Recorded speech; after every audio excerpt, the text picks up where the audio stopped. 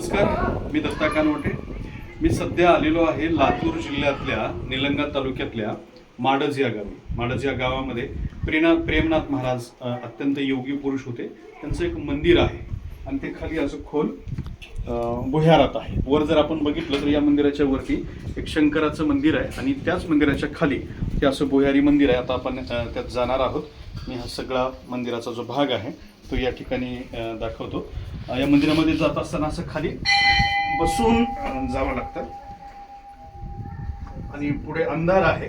जर आपण बघितलं तर प्रत्येक पायरी जी आहे त्याच्या पद्धतीनं चापळत उतरावं लागतं.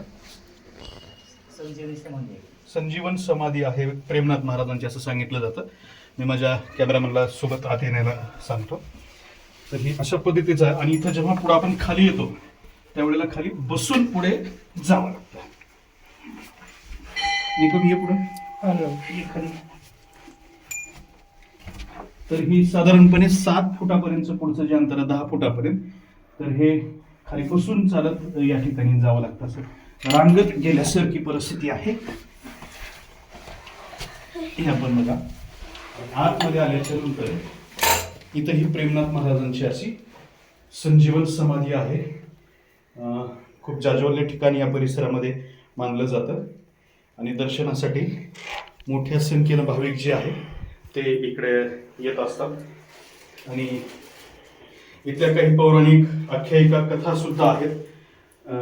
जाज्वल्य असं हे ठिकाण मानलं जातं आणि भुयारात आहे. वरती जर आपण बघितलं मग असे दाखवल्याप्रमाणे याच्यावरती शंकराचं मंदिर आणि खाली ही प्रेमनाथ महाराजांची समाधी आहे. तर अशा पद्धतीने इकडे दर्शनासाठी येत असतात.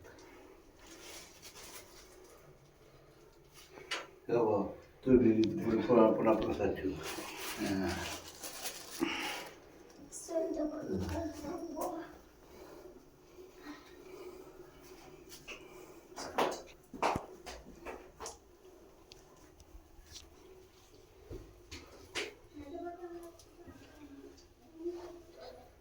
तिथून पाणी येते म्हणून अच्छा, हा हे आणखीन एक ठिकाण इथं जिवंत पाण्याचा झरा सुद्धा दिसतोय. हे बघा पाणी.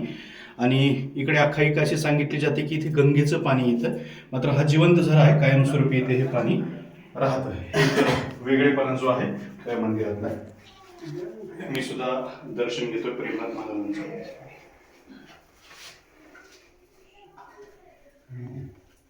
आणि पुन्हा याच रस्त्यानं असं खाली वाकून बाहेर निघावं लागतं.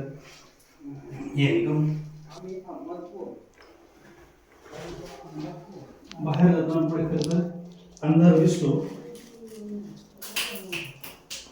बंद करू का? चालू चालू इकडे बाहेर चला.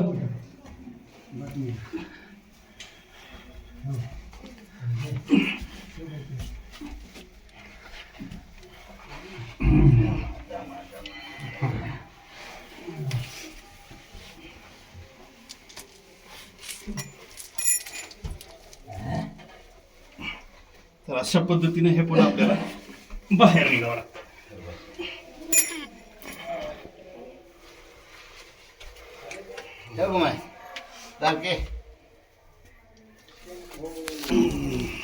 रे बाबा.